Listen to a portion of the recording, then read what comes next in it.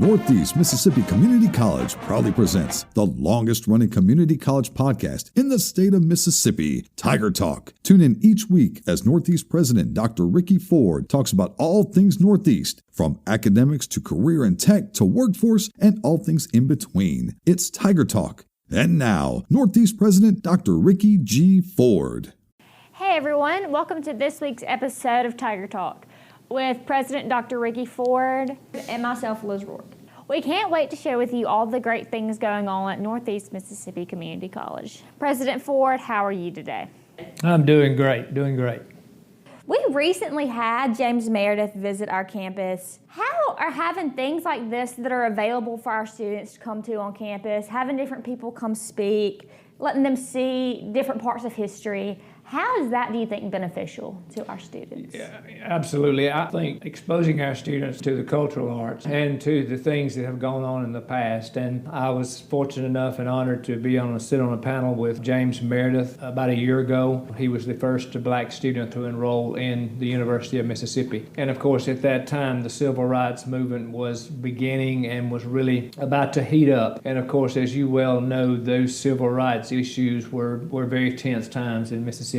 I think we've come a long way, and do we have further to go? Absolutely. We've got work to do as far as racial reconciliation and civil rights and those type things as we go forward. And having James Meredith on campus would enlighten the students who weren't around in the 60s or 70s, and most of our students now only read about this in history books and things like that. So Mr. Meredith being here on campus allows the students to actually see, feel, and see some of those times that came along in the 60s and the civil rights movement. So having Dr. Meredith on campus, I think, is very beneficial to our students, and it sends a message that we're still working, we're still trying to improve civil rights not only in Mississippi but in the nation too. So it's a great opportunity for us. So I hate to bring up schoolwork and college stuff while y'all are on Thanksgiving break, but for any high school senior listening,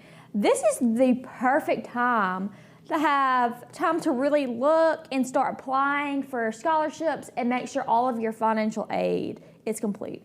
President Ford, can you tell everyone about the different scholarship opportunities we have available at Northeast? Well, certainly, and a large percentage of our students, I would say 60% plus of our students receive some type of either financial aid or scholarships through institution scholarships. And what I would advise students to begin with first of all, is to fill out the FAFSA. It's the free application for federal student aid. And this will tell them whether or not they qualify for any and all types of aid that is available.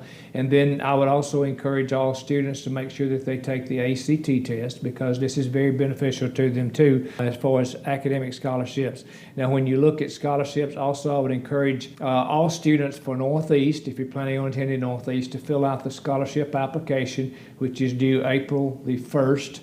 Of 2023. So go ahead and fill that out and get those three things done and completed. Then you're well on your way to finding out whether or not you qualify for any and all types of financial aid. Now, there are a lot of other scholarships that are available other than federal financial aid. Now, that's Pell Grant, which is the main one. Other types of federal aid that's available too, but that will tell you whether or not you qualify for any and all types of aid. When you look at institutional aid, obviously there are some that are awarded based upon the ACT score. You know, if you make certain scores, you get certain scholarships there too. And then you look at performance-based scholarships, which are athletic scholarships based upon your performance in some of our sports. And then you look at the fine arts, which is the band, campus country, chorus, those type things. So I would encourage you to check out those, and those are departmentalized. If you're interested in an athletic scholarship, contact that coach. If you're interested in the band, contact the band director, Mr. Mitchell. If you're interested in campus country, the director there, Chris Dunn. And then, of course, chorus, you would contact Claire Leak, is the director of our course. So those are people that we could you can contact to find out about those. And then, of course, institutional aid is a big thing, and that's scholarships that are awarded. Sometimes you may not qualify for whatever reason, or you may have lost your scholarship due to being out or withdrawals and those type things. Then we use institutional aid to help students that show a need and are serious about their schoolwork. And then last, I would encourage people to look into our development foundation, Northeast Development Foundation, and contact Mr. Patrick Eaton there, because we have a lot of foundation scholarships. These are private dollars that are awarded to students, and of course those applications, there's an application process there too.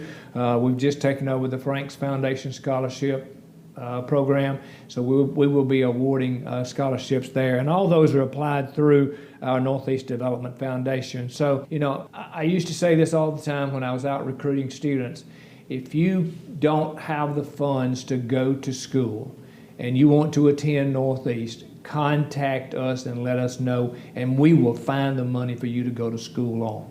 Okay, so I want to make sure that message gets out there. But we have a lot of scholarships and a lot of things available for students. So please apply for them and let us know if we can help you in the process.